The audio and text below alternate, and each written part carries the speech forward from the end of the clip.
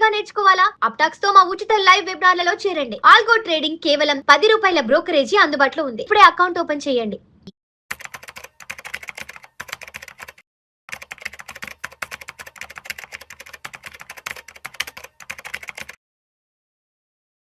Hey guys, రీసెంట్గా మనము IT employees ఎలా పెట్టుబడి పెట్టుకోవాలి అనేది ఒక వీడియో చేయడం జరిగింది. సో దానికి మంచి రెస్పాన్స్ అయితే రావడం జరిగింది. కాబట్టి అది ఒక సక్సెస్ స్టోరీ కింద మనం తీసుకోవచ్చు. మరి ఐటీ ఎంప్లాయీస్లోనే ఫెయిల్యూర్ స్టోరీస్ కూడా ఉంటాయి. సో వాళ్ళు పెట్టుబడి సరిగ్గా చేయక, సో ఏదైనా రీజన్స్ కావచ్చు.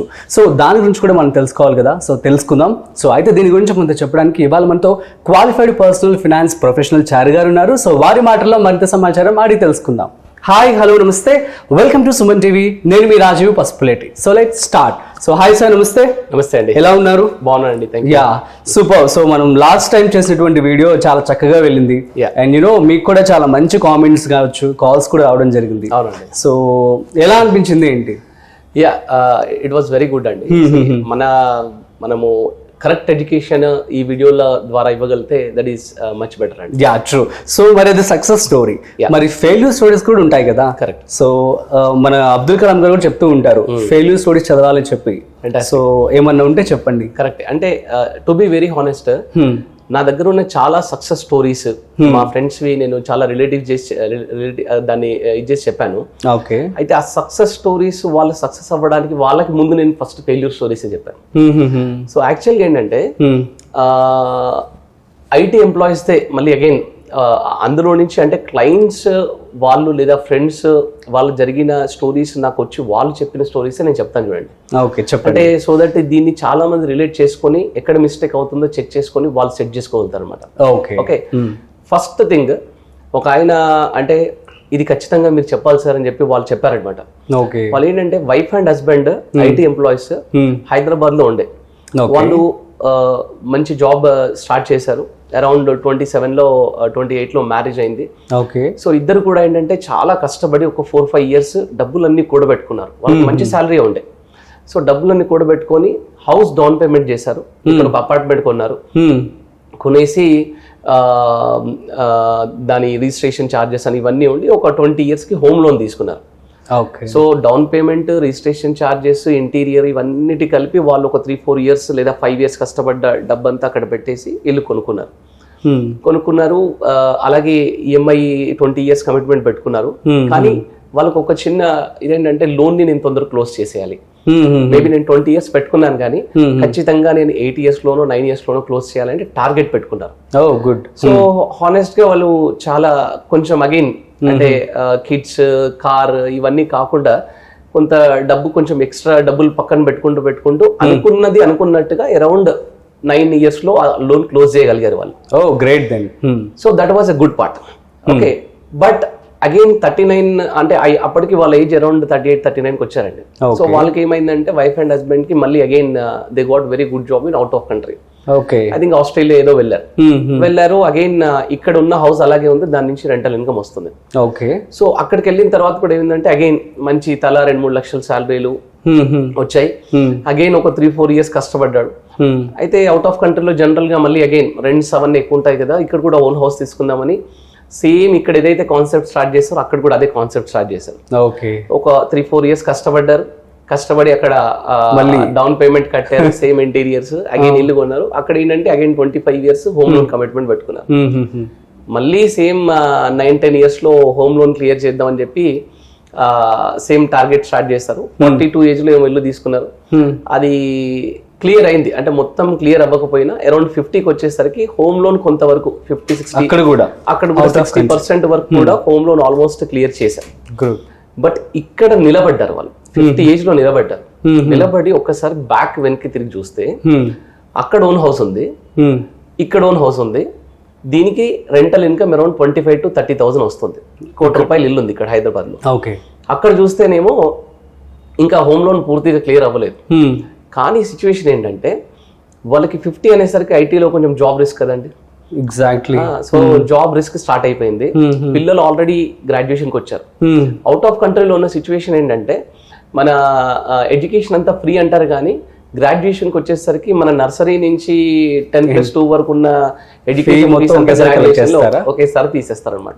ఓకే. సో అక్కడ ఇప్పుడు వాళ్ళకి పిల్లల చదువులకి డబ్బులు దాచిపెట్టుకోలేకపోయారు, అలాగే వాళ్ళ రిటైర్మెంట్ ప్లాన్ చేసుకోలేకపోయారు, ప్లస్ జాబ్ రిస్క్ స్టార్ట్ అయిపోయింది. అరే. సో చూడ్డానికి ఈ ఎంటైర్ సిచ్యువేషన్ లో పాజిటివిటీగా కనిపించినా కూడా అందులో మీరు ఎగ్జాక్ట్లీ అంటే చూడ్డానికి అంత పాజిటివ్ అన్నట్టు కనిపిస్తుంది, కానీ ఎక్కడో వెనక్కి తిరిగి చూస్తే సరికి ఒక ఇల్లుతో మిగిలారు అంతే. అబ్బా. సో అప్పుడు మాకేమనిపించిందంటే ప్లానింగ్ అనేది చాలా ఇంపార్టెంట్.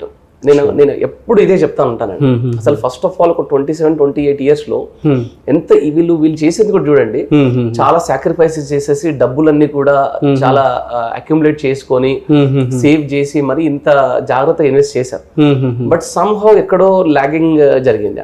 అంటే ఈ ఎంటైర్ ప్రాసెస్ లో నాకు అనిపించింది ఏంటంటే ఒక ప్రాపర్ ప్లానింగ్, ఒక ప్రాపర్ ప్రాసెస్ ని ఇంప్లిమెంటేషన్ జరగలేదు ఎక్కడో. సో ఇదొకటి మిస్సింగ్ అండి, ఇదొక కేసు. అంటే ఇది సక్సెస్ లాగా కనిపిస్తున్న ఒక ఫెయిల్యూర్ కేసు అండి. ఎందుకంటే ఇది వాళ్ళే చెప్తారు, చెప్పండి సార్ ఇలాగని. ఓకే, ఇలా చాలా మంది ఉన్నారండి. ఇది మీరు చూడండి, చాలా మంది రిలేట్ చేసుకుంటారు దీనికి. Okay. And second point, again 15 years back, అంటే 15 years అవుట్ ఆఫ్ కంట్రీలో, ఐ థింక్ US ఆర్ కెనడాలో ఉండి వైఫ్ అండ్ హస్బెండ్ ఇద్దరు కూడా బాగా డబ్బులు సంపాదించి ఎవ్రీ 2-3 years ఒక ప్రాపర్టీ కొన్నారు ఇక్కడ. ఓకే. అయితే వాళ్ళ పేరెంట్స్ కి వాళ్ళు డబ్బులు పంపించడం, వాళ్ళు ఇక్కడ కొనుక్కోవడం. సో వాళ్ళు ఇప్పుడు బ్యాక్ వచ్చారు. అంటే ఇంకా మేము ఇంకా అక్కడ ఉండవండి, పిల్లలు పెద్దగా అవుతున్నారు, we want to come back to India అని చెప్పేసి వాళ్ళు వచ్చి ఇక్కడ సెటిల్ అయ్యారు. ఓకే.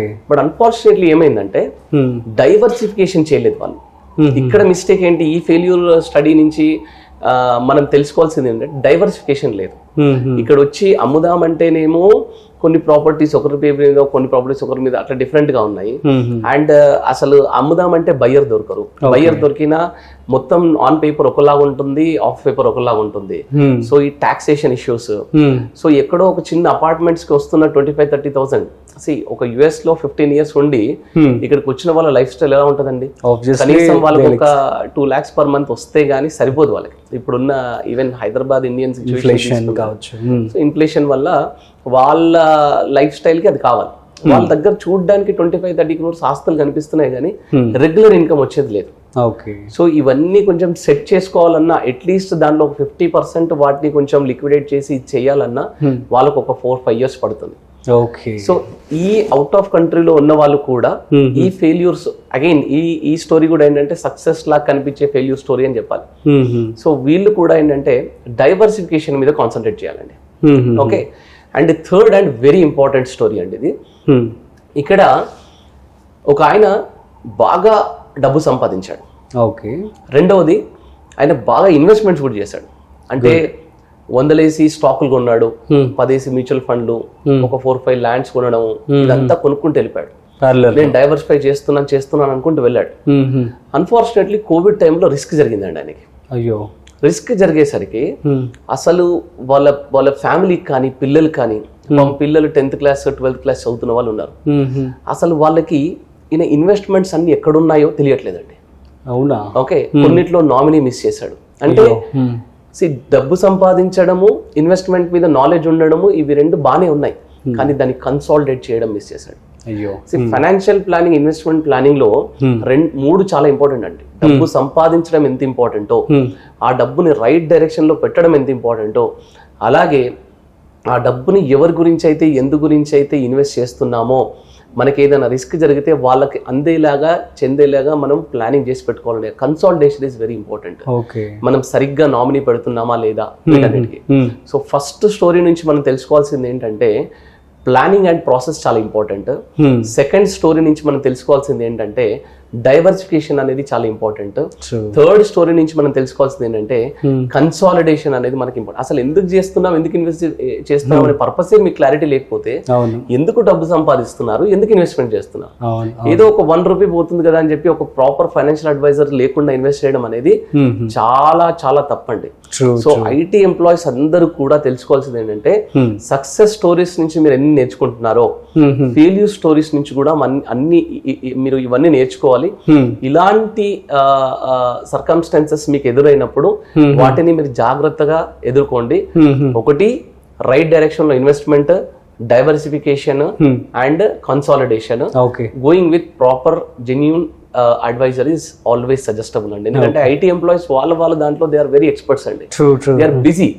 సో వాళ్ళ ఓన్ మనీని వాళ్ళు మేనేజ్ చేసుకోవడం ఏంటంటే ఒక డాక్టర్ తన ఓన్ బాడీకి ఆపరేషన్ చేసుకునే లాంటిది. సో మన డబ్బుని మనం మేనేజ్ చేసుకోవడం అంటే చాలా ఎమోషన్స్ వస్తూ ఉంటాయి. వాళ్ళకి ఖాళీ ఉండేది ఎప్పుడంటే పాపం ఓన్లీ సాటర్డేసే. సో సండే అంతా ఎగ్జాస్ట్ అయిపోయి ఉంటారు. సో ఈ 2 days లోనే ఇవన్నీ చేసుకోవడము, ఏదో గ్రూప్ పెట్టి చేసుకోవడము ఇది కుదరదండి. సో జాగ్రత్తగా ఈ సక్సెస్ స్టోరీస్ నుంచి, ఫెయిల్యూర్ స్టోరీస్ నుంచి వీళ్ళు నేర్చుకొని జాగ్రత్తగా ఇన్వెస్ట్ చేసుకోవడం బెటర్ అండి. సూపర్ అండి.